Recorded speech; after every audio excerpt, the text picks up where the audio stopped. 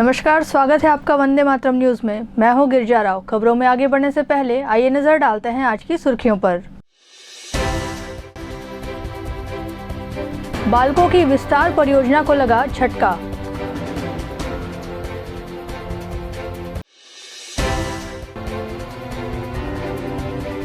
सामुदायिक भवन का निरीक्षण करने पहुंचे आयुक्त।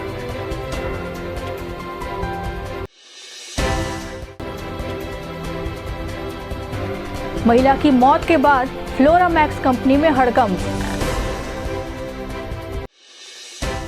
अब खबरें विस्तार से। बाल्को की रेल विस्तार परियोजना को बड़ा झटका लगा है। शासन ने बाल्को की रेल विस्तार परियोजना को आगामी आदेश तक रोक दिया है। स्थानीय लोगों और सामाजिक संगठनों की शिकायत के बाद प्रशासन ने जब जांच की तो मालूम हुआ कि जिस भूमि पर निर्माण किया जा रहा है वह विवादित है, इसलिए विवाद का निपटारा होने तक निर्माण रोक दिया गया है। भारत एल्यूमिनियम कंपनी लिमिटेड द्वारा बाल्को चेकपोस्ट में नई रेल लाइन बिछाने का कार्य जोरों से चल रहा है। इस अवैध रेल लाइन बिछाने की लागत 102 करोड़ 16,94,184 रुपये बताई जा रही है।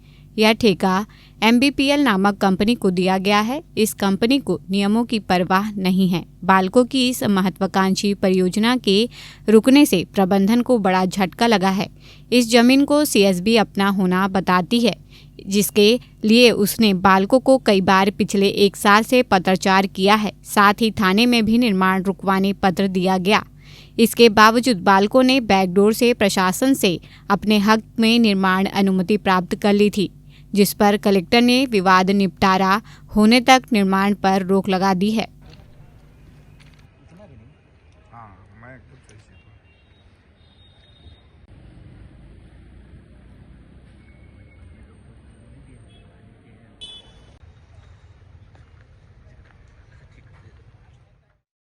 बाल्को के द्वारा रेलवे लाइन विस्तार से संबंधित कार्य प्रारंभ किया गया था और उस कार्य के संबंध में जिले में कई कुछ व्यक्तियों और संगठनों के द्वारा शिकायत की गई थी। प्रथम दृष्टया जांच करने पर यह पाया गया कि जिस जमीन पर निर्माण कार्य करवाया जा रहा है उसके भूस्वामित्व से संबंधित कुछ विवाद हैं, तो विवाद के निराकरण होने तक बाल्को को कार्य को स्थगित रखने हेतु निर्देशित किया। वंदे मातरम न्यूज द्वारा वार्ड क्रमांक 7 मोती सागर पारा स्थित सामुदायिक भवन बना असामाजिक तत्वों का डेरा शीर्षक से न्यूज प्रसारित किया गया था। खबर प्रसारण के बाद नगर निगम आयुक्त मोती सागर पारा स्थित सामुदायिक भवन दौरे पर पहुंचे, जहां उन्होंने भवन का निरीक्षण किया। निगम आयुक्त ने वार्ड वासियों को भवन की साफ सफाई और सुरक्षा के लिए चौकीदार रखने का आश्वासन दिया। साथ ही असामाजिक तत्वों पर उचित कार्यवाही करने की बात कही।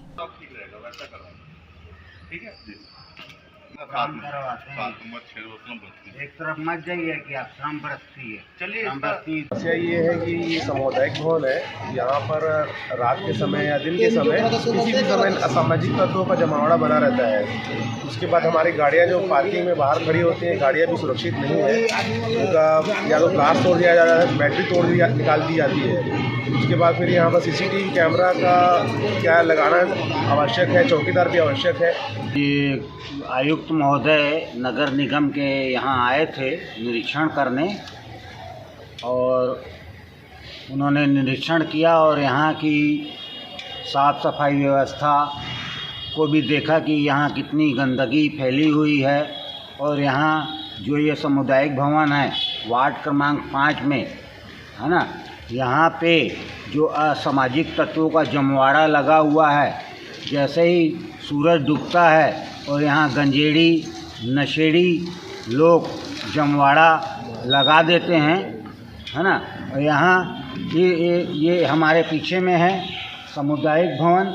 यहाँ पे पूरा यहाँ के पंखे, बल्ब, हर सामान, टॉयलेट का हर सामान गायब कर दिए हैं नशेड़ी लोग। ये निवेदन करना चाहता हूँ आयुक्त महोदय से कि यहाँ एक चौकीदार की व्यवस्था की जाए। उन्होंने बोला ना कि चौकीदार कल से लगाया जाएगा। हाँ, उन्होंने कहा है, मैंने उनसे कहा, आयुक्त महोदय से मैंने कहा, उन्होंने कहा है कि हाँ यहाँ एक चौकीदार नियुक्त किया जाएगा। लेकिन देखते हैं होता है कि नहीं होता है, कि यहाँ असामाजिक तत्वों का हमेशा जमवाड़ा बना रहेगा कि नहीं। प्रदेश के उद्योग, श्रम एवं वाणिज्य मंत्री लखनलाल देवांगन भारतीय जनता पार्टी की पूरी टीम के साथ रानी रोड स्थित Chitra talkies the Sabarmati express film देखने पहुंचे। फिल्म देखने के बाद उन्होंने बताया कि इस फिल्म में गोधरा कांड साबरमती एक्सप्रेस में हुई घटना का उल्लेख है। इस घटना की सच्चाई देश के सामने लाने के लिए इस फिल्म का निर्माण किया गया है।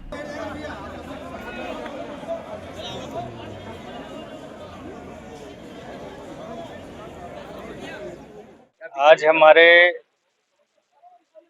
जो गोधरा कांड हुआ था साबरमती रेलवे स्टेशन पर, गोधरा स्टेशन पर साबरमती एक्सप्रेस में, और उसका सच्चाई जानने के लिए, देशवासियों को बताने के लिए कि हकीकत में वो क्या था, किस संयंत्र के साथ में उस ट्रेन में आग लगाई गई थी और हमारे निर्दोष भाई बहन, हमारे बच्चे उसमें स्वर्गवास हुए थे।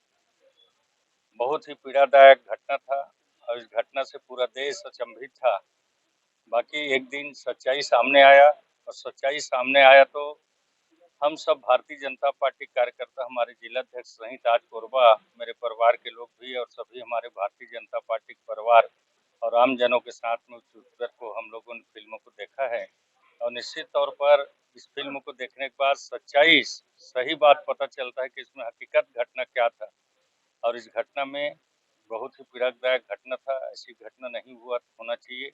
अब एक संयंत्र पूर्वक निर्दोष व्यक्तियों को, जो हमारे अयोध्या से साबरमती जा रहे थे भगवान की पूजा अर्चना करके, ऐसे निर्दोष व्यक्तियों को जिंदा ट्रेन में जलाकर मार दिया गया था, उसका सच्चाई पूरे देश के लोग जाने, इसके लिए पूरा फिल्म चल रहा है। और उस फिल्म को हम लोग भारतीय जनता पार्टी कार्यकर्ता, आम जनमानस, सभी जिलों पर, पूरे प्रदेश के जिलों पर, अलग अलग विधानसभा क्षेत्रों पर इस फिल्म को देखा जा रहा है ताकि लोगों को हकीकत के बारे में जानकारी मिल सके। इस पिक्चर में ऐसा क्या है जो लोगों को सबक देना चाहिए? देखिए, हर व्यक्ति को देशभक्ति में रहना चाहिए।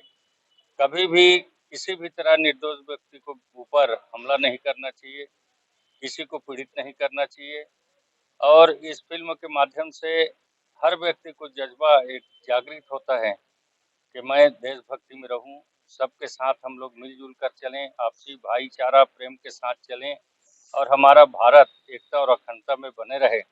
जिस तरह से हमारे आज देश के प्रधानमंत्री जी के द्वारा, माननीय नरेंद्र मोदी जी के द्वारा देश की एकता और अखंडता को साथ में लेकर चलने का प्रयास कर रहे हैं, संविधान की मर्यादा को लेकर चलने का प्रयास कर रहे हैं और उनका नारा है सबके साथ सबका विकास, सबका विश्वास, सबका साथ लेकर हम चलें। और उस उद्देश्य से आज देश के प्रधानमंत्री पूरे देश की जनता की सेवा कर रहे हैं। फ्लोरामैक्स कंपनी के खिलाफ हुए कानूनी कार्रवाई के नतीजे अब सामने आने लगे हैं। कंपनी से जुड़ी एक महिला की संदिग्ध परिस्थितियों में मौत हो गई है। मृतका का शव उसके घर पर ही पाया गया। मृतका सदुकला गांव की निवासी भगवती भाई थी। सूचना मिलने के बाद मौके पर पहुंची पुलिस ने जांच शुरू कर दी है। पुलिस ने बताया कि मृतका पिछले 3 दिनों से बीमार चल रही थी, जिसके कारण उसकी मौत हुई है। बताया जा रहा है कि मृतका ने करीब 80 महिलाओं को कंपनी से जोड़ा था, मगर जिस तरह से इस मामले में करोड़ों का घोटाला हुआ, उसका प्रभाव कहीं न कहीं महिला पर पड़ा है। महिला की मौत के बाद कंपनी में हड़कंप मच गया है। ग्राम गोढ़ी के जंगल से एक लूट का मामला सामने आया है। गांव-गांव घूमकर ऑटो में मनिहारी सामान बेच रहे रिसदी निवासी भगवान व्यापारी के साथ अज्ञात युवकों द्वारा मारपीट की गई और रुपए को लूट लिया गया। जानकारी के अनुसार युवक व्यापारी का रास्ता रोककर उससे पैसे की मांग कर रहे थे। पैसे नहीं देने पर व्यापारी की जमकर पिटाई कर दी, साथ ही उससे 500 रुपए लूट लिए। मारपीट के दौरान युवकों ने ऑटो में भी तोड़फोड़ किया। जान बचाकर व्यापारी किसी तरह भाग निकला, जिसके बाद सिविल लाइन थाना पहुंचकर शिकायत की। पुलिस कार्यवाही में जुट गई है। देहान फार्म बेचने के लिए गए थे। कहाँ गोढ़ी? गोढ़ी से बेच के आए थे तो फिर देहान पारा दिए थे। देहान पारा कहाँ पड़ता है? वो ये गोढ़ी से बगले पड़ता है, पब्लिक स्कूल के अंदर है ना। तो उधर बेचने के लिए गए थे तो वहाँ से बेच करके आ रहे थे। तो आ रहे थे, वही बीच में था 2 मोटरसाइकिल ऐसे लगा दिया था, है ना। और बाद रोकाया तो उसके बाद रोके हम क्या हुआ, तो वह पैसा वैसा लेने लगा। उसके बाद गर्म गाड़ी करने लगा। हम कहिए भाई गर्म गाड़ी कर तो ले लो, पैसा लोगे तो हमने पहले खूब मारने लगा। अच्छा हम बाजार के मारा या फिर ओकर बाद में पानी था तो कहा दो पानी मर उड़ जाएगा, गिर गए थे हम लोग तो पानी दिया, ओकर बाद फिर मारे लगा, ओकर बाद में अच्छा, वो मारे तो आप बेहोश हो गए थे, गिर गए थे? हाँ गिर गए थे। तो फिर चाबी ले लिया था, हमको डग्गा वाला के साथ चाबी छीन लिया था। हाँ उसको बाद में तो अथी हो गया है, तो ओकर बाद में कोई कह रहा था कि नहीं इसको मार दो जान से, कोई कह रहा था कि नहीं आग लगा दो गाड़ी में, है ना, ऐसे ही बोल रहा था।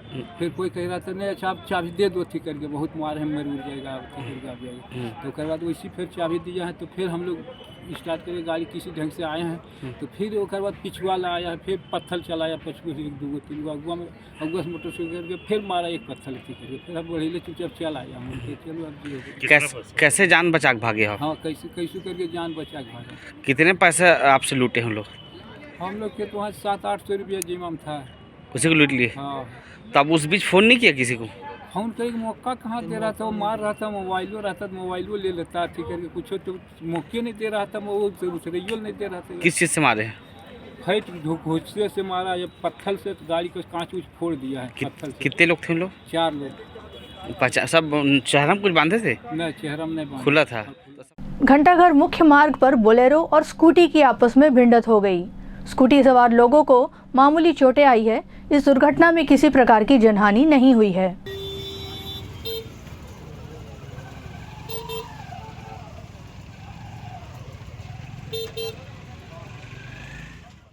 कुसमुंडा खदान में संचालित SSS जेवी कंपनी द्वारा कर्मचारियों को 3 माह का वेतन भुगतान नहीं किया गया है, जिसकी शिकायत लेकर कर्मचारी कलेक्टर जनदर्शन पहुंचे। कर्मचारियों ने बताया कि SCCL द्वारा सभी कर्मचारियों को 11 फरवरी को 3 माह का वेतन भुगतान करने की बात कही गई थी, जिसके बाद कर्मचारियों को वेतन नहीं दिया गया।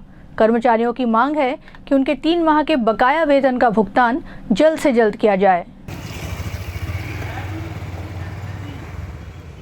मैं SSS जेवी कुसमुंडा में ड्राइवर पद में कार्य करत रहे हूँ और पिछले 3 माह के हमारे वेतन की समस्या है, जेकर निराकरण पर हम मतलब एक GM से लेके कलेक्टर ऑफिस SP ऑफिस में कई बार ज्ञापन दे दिए हैं। और ओकर बाद ये हो इसके हमला आश्वासन ऊपर आश्वासन ही दिए जाते, तारीख ऊपर तारीख। पिछले बार हमला 26 तारीख की डेट दे रही से 26 के मीटिंग में प्रशासन की तरफ से कुसमुंडा TI भी बैठे रही सोमा, तो ये फैसला हो रही है कि 11/11/2024 तक आप लोग का पेमेंट हो जाएगा, जो कि हमार पेमेंट नहीं हो पाई। ओकर बाद फिर हमन 12 तारीख की हड़ताल कर दिए रहन कुसमुंडा खदान में। 12 तारीख की हड़ताल करे के बाद फिर वहाँ पे त्रिपक्षीय वार्ता हुई। सो समय TI साहब ने फिर ये आश्वासन दिया कि 19/11 को आप लोग का पेमेंट हो जाएगा। उस दिनांक तक भी हमन मन के पेमेंट नहीं हुई। ओकर बाद फिर हमला कही कि हमको 3 दिन का समय और दो, 22 तारीख तक आपका पेमेंट हो जाएगा। 22 तारीख तक भी हमको पेमेंट नहीं किया गया। तब हम मजबूर होके हमारे बड़े भैया अतुल दास मान जी छत्तीसगढ़िया क्रांति सेना के माध्यम से, क्योंकि हमारा पूरा मार्गदर्शन तो हमारे बड़े भैया अतुल दास मान जी कर रहे हैं, तो हमने अपनी समस्या फिर इनको बताया। तो फिर आज कलेक्टर ऑफिस में ज्ञापन देने आए थे और अभी SP ऑफिस में जाएंगे ज्ञापन देने। कलेक्टर साहब ने क्या बोला आपको? अपर कलेक्टर साहब से तो मुलाकात नहीं हुआ। अपर कलेक्टर साहब ने हम फोन करके GM को खूब फटकार लगाई है और उन्होंने आश्वासन दिया है कि पेमेंट कर देंगे। 3 महीने से सैलरी नहीं मिल रही है, ऐसी महंगाई में आप लोग फिर घर कैसे चला रहे हैं? यहाँ तो गुजारा करना बहुत मुश्किल हो गया है लोगों का। कई लोग हैं जो घर किराए में रहते हैं, कई लोगों का बच्चों को स्कूल फीस पटाना है, कई लोग को राशन का पैसा उधारी देना है, घर में कई लोग को खाने का दाना नहीं है, लेकिन मजबूरी में अब कर रहे हैं इसी आस में कि आज नहीं तो कल हमारा पैसा मिल जाएगा। तो कंपनी बंद होने के बाद पेमेंट आना बंद हुआ कि कंपनी चलती स्थिति में आप लोग पेमेंट रोक दिया गया था? नहीं, कंपनी चलती स्थिति में हमारा पेमेंट रोका गया है। कंपनी डिफाल्टर घोषित हो गया और कंपनी ने ये भी बोल दिया था कि मेरा जो सिक्योरिटी मनी है वो SCCL दे देगा, और SCCL ने हमको लिखित में दिया है कि हम आपको उसकी सिक्योरिटी मनी से काट के आपको पेमेंट कर देंगे करके, लेकिन आज दिनांक तक हमारा पेमेंट नहीं मिला। कलेक्टर महोदय का आवेदन लेके आ रहे हैं। आज से विगत 3 माह पूर्व कुसमुंडा खदान में एक आउटसोर्सिंग कंपनी से SSS जेवी जेकर मजदूर भाई मन आप खड़े साथ में, उमन के 3 माह के वेतन अभी तक नहीं मिले हैं। ते मांग लेके लगातार हमारा आवेदन निवेदन कर रहे हैं, आंदोलन की चेतावनी भी दे रहे हैं। तो मैं त्रिपक्षीय वार्ता हुई तब मैं गेवरा GM KPM सर और पुलिस प्रशासन की टीम और समस्त कर्मचारी मन बैठक हुई। जेमा आश्वासन मिली राइटिंग में कि आप मन के भुगतान बहुत जल्द कर दिए जाही। लेकिन आश्वासन के बाद में जो डेट डिसाइड हो रही से 19 तारीख फिर 10 तारीख दो बार 3 बार करके डेट ला दिए गई कि अब 2 दिन में हो जाएगा, 4 दिन में हो जाएगा। लेकिन आज दिनांक तक 1 भी रुपया पेमेंट नहीं हुए हैं।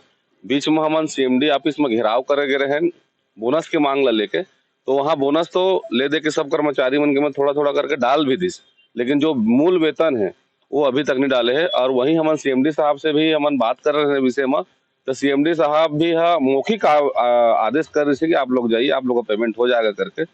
और यहाँ के भी जो GM से हम मिले तो यहाँ के GM भी बोले कि आप लोग का पेमेंट तो मिलेगा ही, आप लोग अस्वस्थ रहिए, हड़ताल मत कीजिए करके हम आश्वस्त करी। लेकिन कौन कौन तरह के मजदूर है और काव कंपनी अभी वर्तमान में काम करत? अभी वो कंपनी के पूरा काम खत्म हो चुके हैं और अभी वहाँ ड्राइवर भाई मन है, हेल्पर भाई मन है, सुपरवाइजर भाई मन है, जमन लगातार 3 साल वो कंपनी में अपन सेवा दे हैं। तो कंपनी का यहाँ से पूरा सेटअप उठा के जा चुके हैं? नहीं, कंपनी अभी तक पूरा ओकर गाड़ी भी बचे हुए है जाना भी, और ओकर जो सिक्योरिटी मनी SSL में जो जमा रहते वो भी बचे हुए है। तो जो कंपनी के भी कहना यही है कि हमन का जो सिक्योरिटी मनी है SSL प्रबंधन होला हमारे सिक्योरिटी मनी से काट के कर्मचारी मन ला भुगतान करे। लेकिन SSL और कंपनी के हमन ला मिली भगत लगत है, वहाँ हो सके बहुत कोई बड़े सांठ गांठ हो मन आपस में पैसा थोड़ी खाक हुई के मजदूर मन के हाथ के पैसा ला देवे इनकार करत है। अब वक्त हो चला है हमारे खास और ज्ञानवर्धक कार्यक्रम बूझो तो जाने का। यह आम जनता से जुड़ने का हमारा प्रयास है, जिसमें हर क्षेत्र से सवाल पूछे जाएंगे और सही जवाब देने वालों को दिया जाएगा आकर्षक उपहार।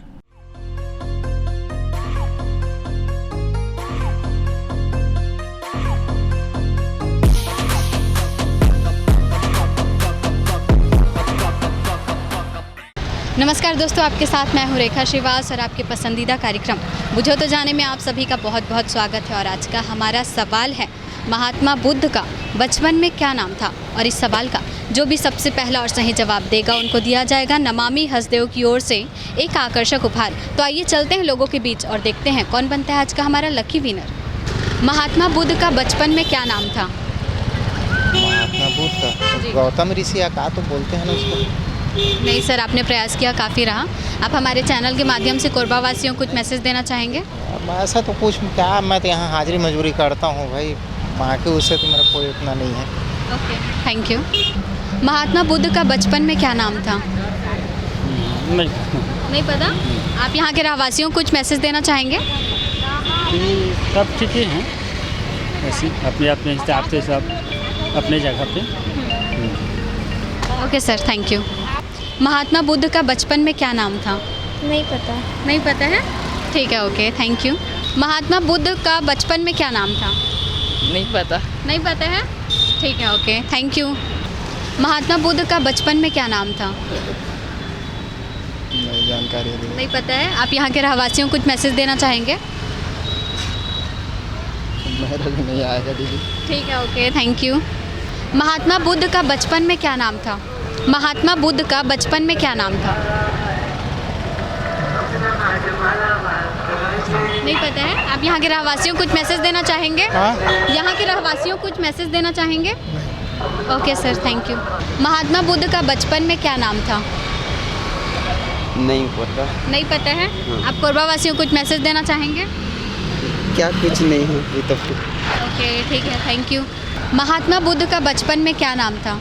Siddharth. Are you sure sir? आपका नाम? RK शर्मा। आपने बिल्कुल सही जवाब दिया है। आपको दिया जाता है नमामि हसदेव की ओर से एक शानदार उपहार। Okay, thank you. कैसा लग रहा है सर आपको? नाइस, बढ़िया।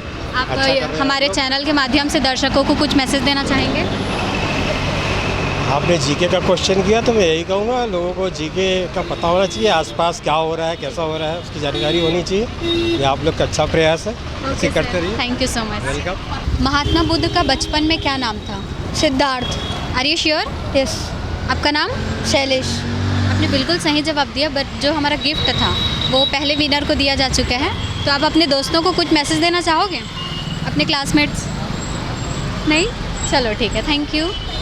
आज का हमारा सवाल था, महात्मा बुद्ध का बचपन में क्या नाम था? जिसका सही जवाब है सिद्धार्थ, जिसका सबसे पहला और सही जवाब दिया है आर के शर्मा जी ने, जिनको दिया गया नमामि हसदेव की ओर से एक शानदार उपहार। तो आज के इस कार्यक्रम में बस इतना ही। अब कल मिलते हैं एक नए सवाल और एक नए जगह के साथ। तब तक के लिए नमस्कार।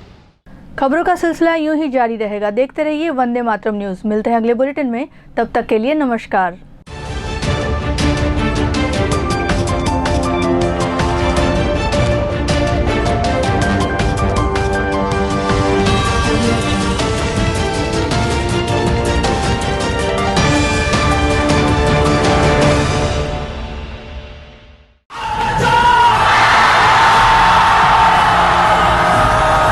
फाउंडेशन जेई नीट की तैयारी करने वाले स्टूडेंट्स और ड्रॉपर स्टूडेंट्स, अब आपके इंतजार पे पूर्ण विराम लगाने आ गया है फिजिक्स वाला आपके अपने शहर कोरबा में। अपने भविष्य को लेके चलिए एक सही राह पे फिजिक्स वाला के साथ। तो तैयार हो जाइए ऑफलाइन एजुकेशन में रिवॉल्यूशन के लिए। हमारा पता 2nd floor Shanti hero showroom, Kosabadi Chowk, Korba, Chhattisgarh.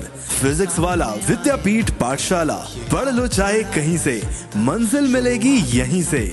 Session 2024 and 25 admissions open for JEE, NEET and Foundations from classes 8th to 12th and droppers।